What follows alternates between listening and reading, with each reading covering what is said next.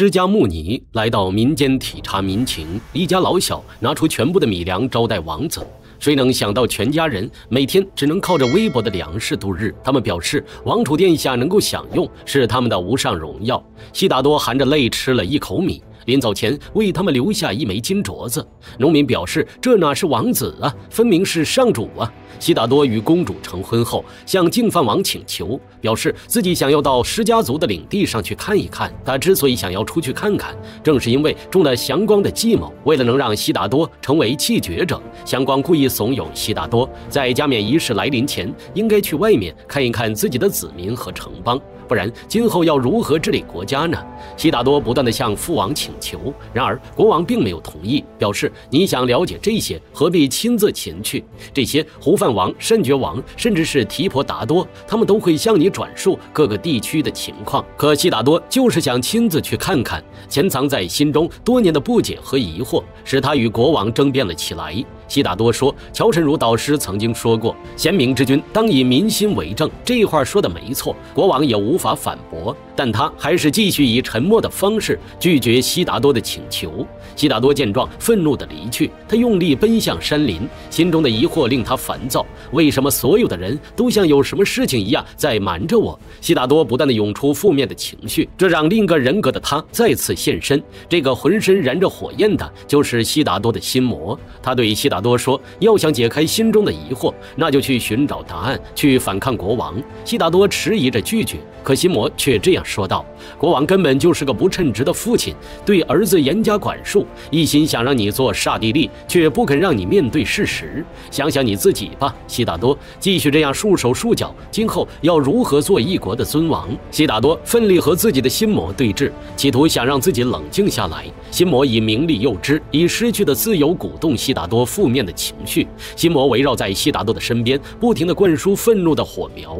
鸟儿羽翼丰满，便要离开巢穴自由的高飞；野兽们都能在林中自由漫步，你生而为人，却反被禁锢。打破这牢笼吧，怒火能击退一切阻碍。悉达多屡次回避不得，万般无奈之下，他只好站在树下用冥想来对抗。悉达多离开了王宫，身为妻子的耶输陀罗找到国王，他表示，所有人费尽心思隐瞒的真相，总会有被揭露的一天。虽然国王一直在担心阿斯陀仙人的预言，可今时不同往日，他陪伴在悉达多的身边，让他感受到了爱情，拥有了完整的家庭。他会尽自己所能令悉达多快乐，远离悲伤和忧愁。在耶输陀罗的劝说下，净饭王终于松口同意了。耶输陀罗和车尼一起出去寻找悉达多，并告知了他这个好消息。悉达多听后欣喜万分，他高兴得手舞足蹈，因为他终于没有了束缚，想去哪里就去哪里。这种自由的感觉是他长这么大以来第一次体会到。返程的路上，悉达多久久无法平复自己激动的心情，他兴奋地和耶输陀罗高声谈论。可此时，耶输陀罗突然发现自己婚礼那晚穿过的披纱竟然出现在路边一女子的身上，顺着女子所指的方向走去，他们发现了一片焚烧过后的废墟。悉达多在这废墟之中找到了提婆达多的项链，一个可怕的猜想浮现在他的脑海。或许舞娘的失踪和提婆达多有关。悉达多火速返回王宫，他当面质问提婆达多，猜想是提婆达多杀死了舞娘，所以才到处找不到他的踪影。但提婆达多却面不改色地说，王子的项链何其多，偶尔赏赐给仆人又有何妨？这又如何能证明是他杀了舞娘？更何况他早已把自己犯罪的证据都抹除掉了，这世上再没人能发现是他杀死了舞娘。双方僵持之下，净饭王打断了两人。国王告诉悉达多，据探子回报，当晚舞娘和另一个男子一同死去，猜想他们二人是情侣，男人的仇家不少，兴许是两人秘密约会时被仇人一同谋害。悉达多没办法，只好在国王的逼迫下向提婆达多道歉，可他心里仍然认为就是兄长害死了舞娘。耶输陀罗在一旁不断的安慰，想用明日的出城游行来分散他的注意力。悉达多心想，或许他可以找到一个没有战争、没有痛苦和悲伤的地方。第二天，悉达多和耶输陀罗一同出城游行。悉达多在路上突然看到了两只孔雀，可仔细一看，却是2个人。悉达多很是好奇，于是就问他们为何要将孔雀翎绑在背上？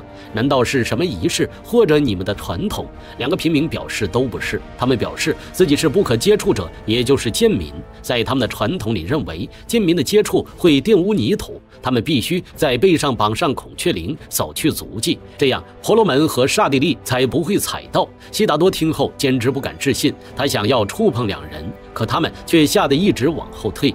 悉达多说道：“这哪是什么传统，简直就是对人性的侮辱。”2人表示他们必须马上离去，因为回去晚了是会遭受鞭刑的。看着他们远去的背影，悉达多久久不能平复。夜晚，他们在野外安营扎寨，正闲聊时，突然听到附近有孩子的哭泣声。他们在林中发现了一个迷路的男孩。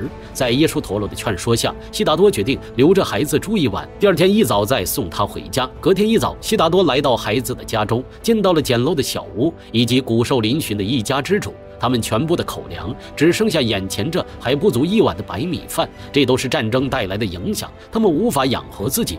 悉达多听小男孩说，他还有个兄长，但由于兄长生了疹子，便被送去了新城。悉达多好奇地问：“新城是什么地方？”侍卫用眼神警告老汉不许胡说。老汉只能表示，新城那里有名医，他们医术高超，生病的人都会被送往那里治疗。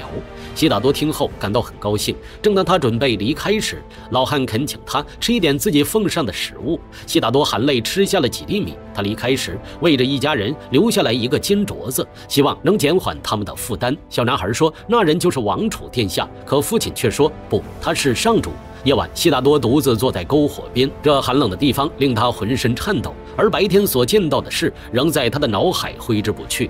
耶输陀罗为他披上衣裳，悉达多对他说道：“多荒谬啊！那一家子一贫如洗，甚至没有粮食充饥，但有人却家财万贯，可以用黄金供养婆罗门，用牲畜来祭祀，如此的天差地别，到底是为什么呢？”耶输陀罗无法回答他的这个问题。事后，悉达多因感染了风寒倒下，面对众人的担忧，悉达多还不断地安慰大家。他说：“若是生病了，就请将他送去新城，那里的医生会把自己医治好的。”面对这样的情况，侍女拉什卡向耶输陀罗提议，唯有体温才能治愈王储。耶输陀罗看着受冻的爱人，慢慢地抱住了他，希望可以用自己的体温使悉达多尽快好转起来。就这么过去了一夜，悉达多恢复了健康。等耶输陀罗醒来，发现悉达多已经先行外出了。拉什卡闻声进屋伺候，却发现耶输陀罗腕上的手链断了，那是大师给予的赐福，是波提王后临行前特意为耶输陀罗戴上的。若是手链断了，就代表耶输陀罗怀上了子嗣。这个好消息让耶输陀罗高兴不已。但他并没有急于告诉悉达多，而是神秘地要求对方先陪自己去神殿祈福。在去神殿的路上，之前的那个小男孩哭着找来，他说自己的兄长昨夜回来了，但今天早晨兄长却不能说话了。小男孩并不知道那是死亡，他恳请悉达多能帮帮自己。善良的悉达多便拒绝了陪妻子去往神殿，而是陪着小男孩来到河边。在河边，老汉正悲伤地要将死去的儿子沉入河里，因为家境贫寒，他甚至无法为儿子举行火葬。火葬是印度教徒最为隆重的葬礼仪式，可使灵魂摆脱肉体的羁绊。可这项传统的仪式只有婆罗门才能施行，没有他们的念祷文，便无赐福解脱的功效。面对老汉愚昧的想法，悉达多说道：“你如何确定婆罗门念了祷文，你的儿子就能得到解脱，去往天国呢？”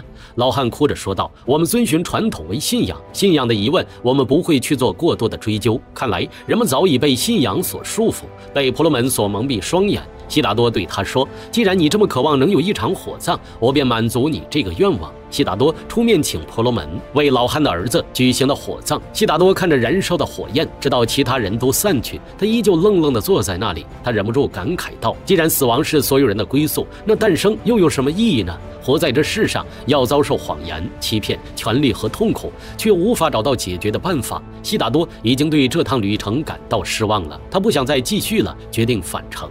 侍女帮忙收拾东西。耶输陀罗表示，他要把所有的东西都留下，不愿把这里的任何回忆带回迦毗罗卫。今日的事让他也感触颇深。他不敢想象自己的孩子今后将会经历怎样的人生。